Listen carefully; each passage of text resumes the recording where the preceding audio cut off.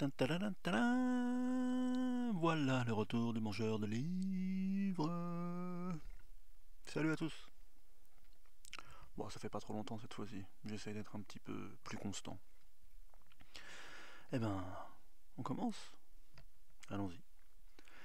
Alors j'hésitais là, depuis que j'avais fini le dernier podcast, j'hésitais vraiment sur quel type de livre parler, quel podcast faire.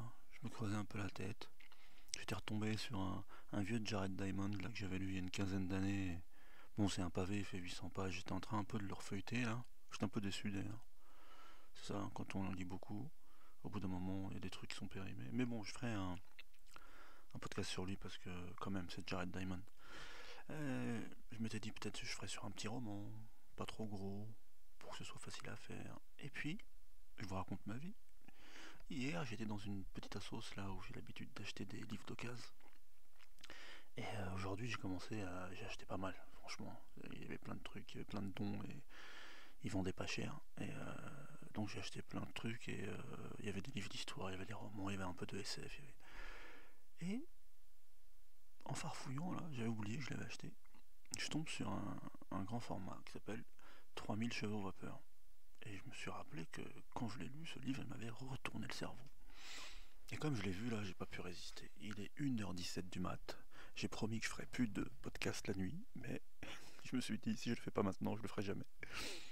Alors qu'est-ce que c'est 3000 chevaux vapeur?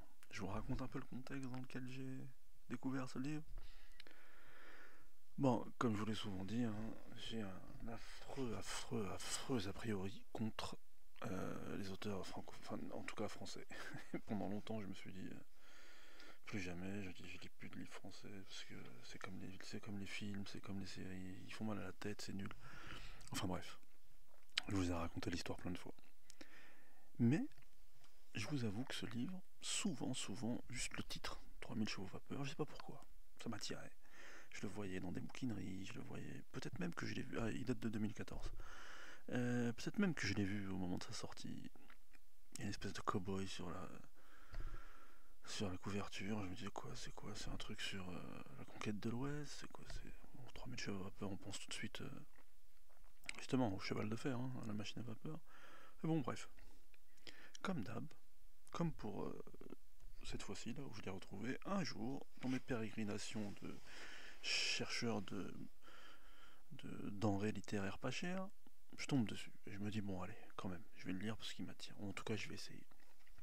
Et déjà, ce qui m'attire, c'est qu'en lisant un peu la quatrième de couverture, je me rends compte que ça parle de l'Empire britannique, de la révolte des Cipayes, de la East Anglia Company. Je me dis, hein, c'est pas l'air mal, mais c'est quoi le rapport avec les 3000 chevaux vapeur? Et je me jette dedans. Et il m'a retourné le livre. Alors là, franchement, en matière de roman, parce que c'est vrai, peut-être vous avez remarqué, là je sais pas, je dois. Ah, au fait. Ah oui, je vais toujours dans tous les sens, mais bon. En même temps, c'est une victoire un peu pathétique, hein, pour un podcasteur. En même temps, quand même, allez, à mon humble niveau, il faut bien quand même que je le signale. J'ai commencé ce podcast en juin 2024. On est en mars 2025, à peu près jour pour jour, c'était le 6 et on est le 7, tu vois, le 6 juin. Ah non, ou le 5 juin. Ouais, c'est quasiment jour. Ça fait donc 9 mois. Et je viens de passer la barre des 1000 écoutes. Je crois que je suis à 1030 ou 1040 écoutes, un truc comme ça. J'ai regardé tout à l'heure, là, juste avant d'enregistrer. Et je m'étais toujours demandé, parce que pendant longtemps, je suis resté à des niveaux d'écoute un peu faibles. Et donc j'ai regardé un petit peu là, les différents podcasts. Et, bon, le record, toute catégorie, c'est le premier. Le Silmarillion de Tolkien.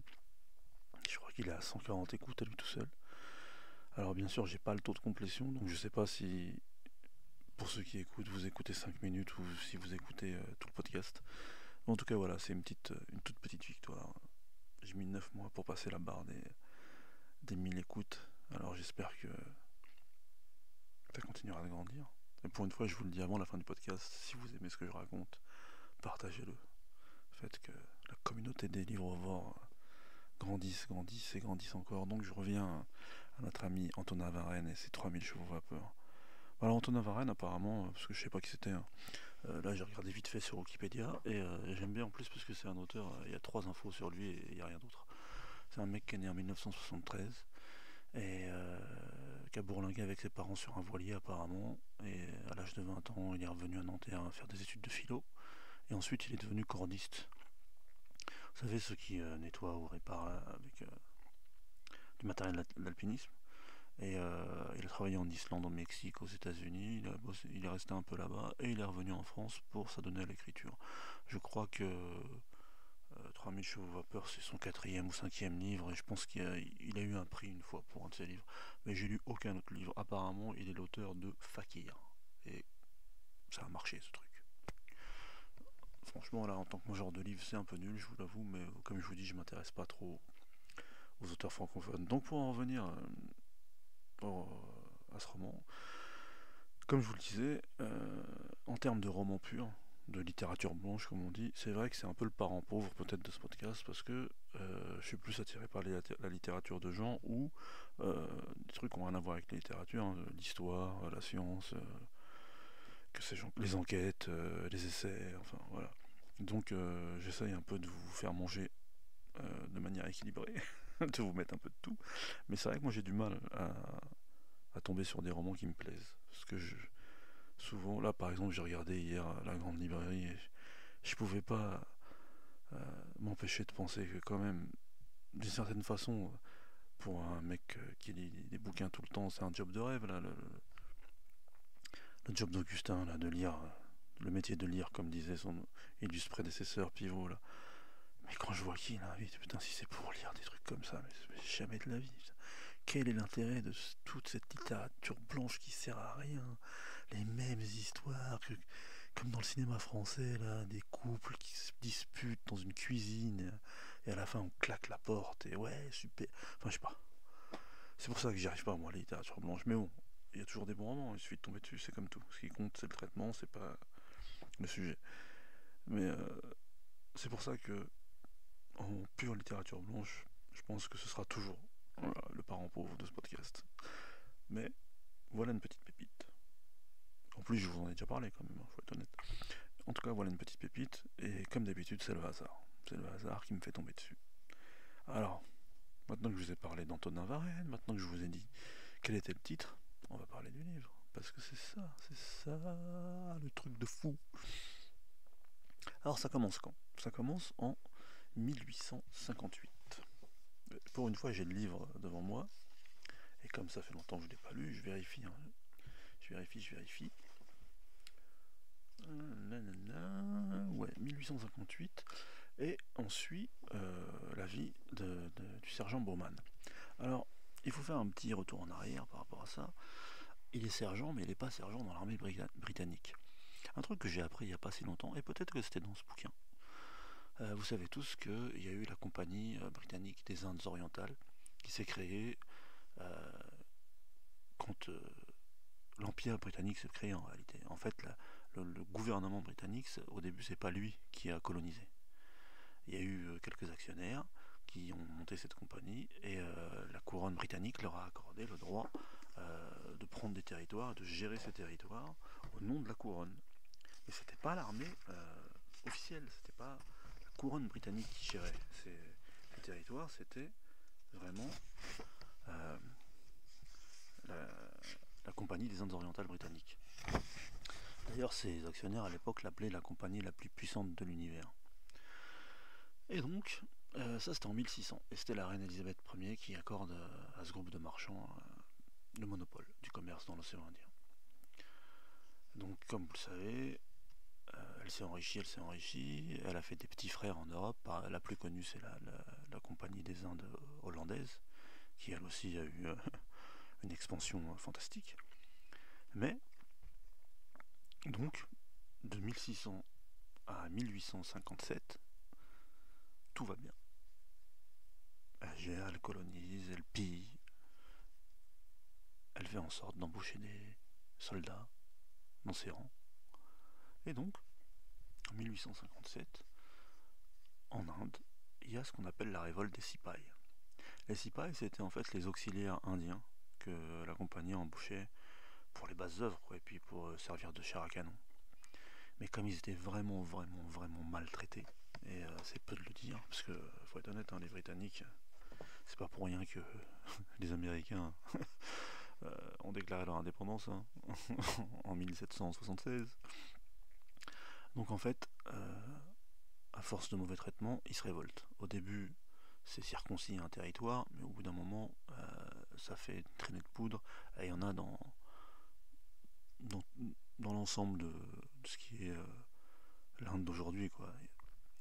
Et donc, notre ami le sergent Bowman est sergent dans l'armée de la compagnie et doit faire face à cette révolte. Donc ça se passe très mal, il y a beaucoup de pertes des deux côtés. Bon, bien sûr, c'est les Indiens qui morflent le plus. Mais ça crée vraiment un précédent, et c'est à partir de ce moment-là que la couronne va commencer à vouloir mettre son nez dans les affaires de la compagnie britannique, des Indes orientales. Et le sergent Bowman participe à cette... Enfin participe, malgré lui, hein, il est là au moment de la révolte, parce que le truc...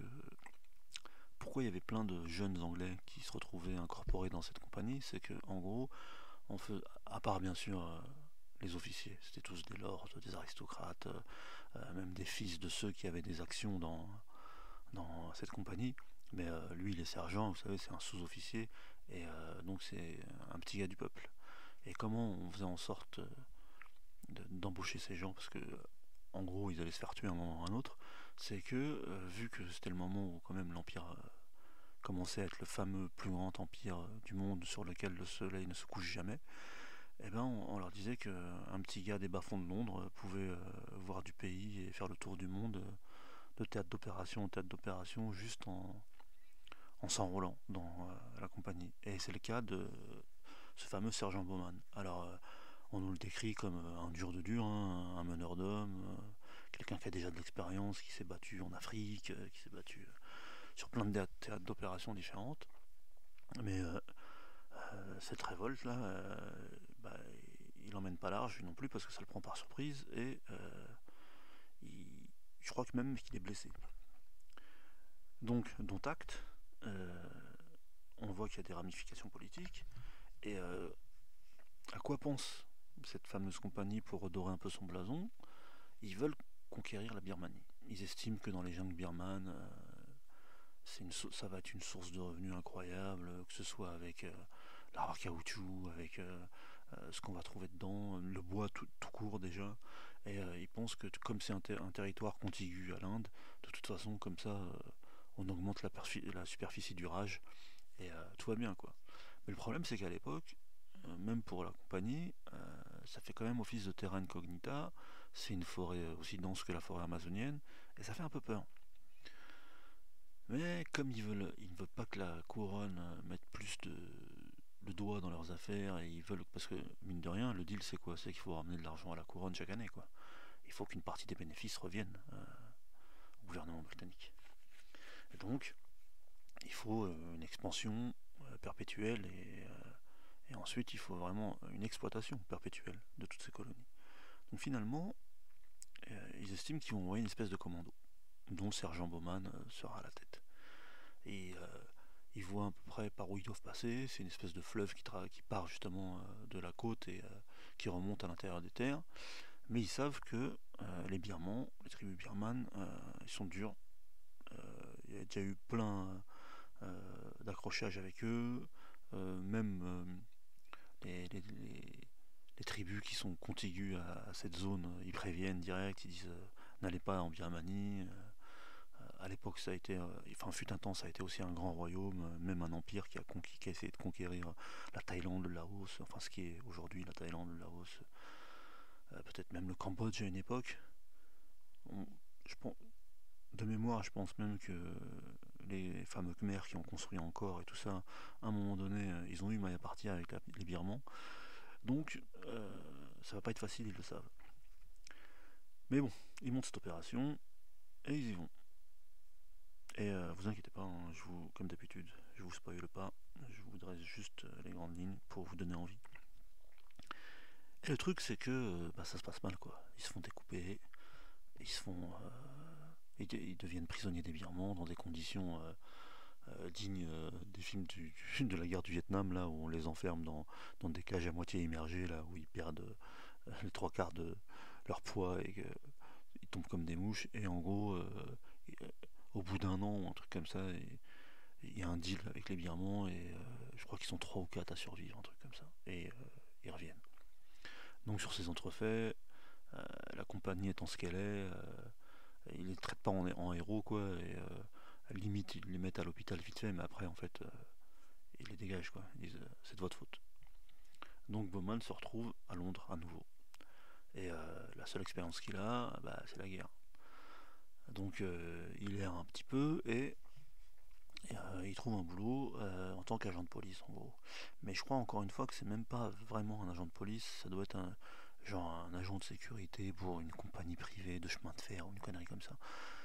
En tout cas, il vit dans les bas-fonds. Et ce qui est fort, en tout cas avec Varenne là, parce que j'ai oublié de le dire, déjà, pourquoi moi j'ai accroché, c'est que c'est vraiment digne d'un roman d'aventure anglo-saxon. On dirait que c'est écrit par un anglais ou un américain. Non pas qu'il n'y a pas de bons auteurs français, hein, je l'ai prouvé 1000 fois dans plein de podcasts, mais ce que je veux dire, c'est que c'est du vrai roman d'aventure. Et tout le début déjà là qui se passe en Inde et en Birmanie, c'est un patch turner. Et justement, ce qui est fort avec lui, c'est que moi je pensais que le théâtre d'opération du livre, ce serait vraiment l'Inde en général, quoi, que ce soit la Birmanie, le Raj.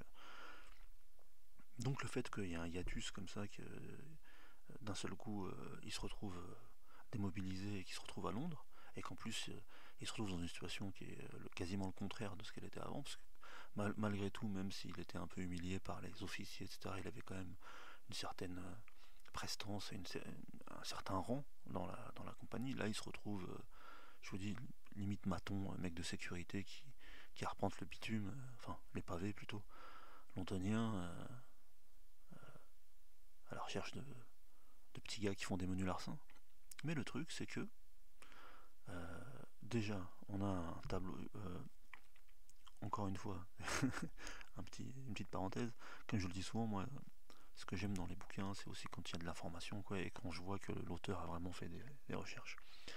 Et pareil, déjà, donc pour tout ce qui est de la période indienne, on voit qu'il a fait ses devoirs. Et quand il arrive à Londres, c'est pareil. Il nous brosse un tableau vraiment accurate de la Londres de la deuxième moitié du 19e siècle et du côté populaire en plus, où c'est vraiment difficile, où il y a de l'alcoolisme, où il y a de la violence, où on gagne pas bien sa vie. Et il y a un événement dont j'étais pas au courant, apparemment, ça doit être en 1860 ou 61, il y a une canicule de fou qui frappe l'Angleterre, et ça devient même une sécheresse, à tel point que la Tamise est asséchée. Et apparemment, dans les mémoires anglaises, c'est resté vraiment encore aujourd'hui un moment apocalyptique parce que il arrive un moment où les gens sont devenus fous, quoi. Il y avait plus d'eau vraiment, ils allaient dans les égouts, ils allaient sur les berges de la Tamise, et donc ça a créé un peu de panique, enfin un peu beaucoup, ça a créé une montée des crimes, en tout cas ça a rendu les gens fous. Ceux qui pouvaient essayer de se sauver dans la campagne, mais même la campagne, je veux dire, la sécheresse elle a frappé tout le sud de l'Angleterre apparemment, ouais, pendant longtemps. Et donc pendant ce moment-là, il y a un meurtre qui est commis. Et notre sergent, là, il y est mêlé dans le sens où il doit enquêter. L'avantage qu'il a, c'est que malgré le fait qu'il a été un peu diminué, malgré le fait que c'est plus qu'un simple flic, entre guillemets, qu'il n'a pas le même pouvoir qu'il avait dans la compagnie, il a ce côté dur de dur où même les gens de Londres voient qu'il ne faut pas rigoler avec lui, quoi, en gros. Quand il arrive dans un bar, tout le monde a peur. C'est un vrai dur. Il a une carrure de dur, et il a une mentalité de dur, et il agit comme un dur.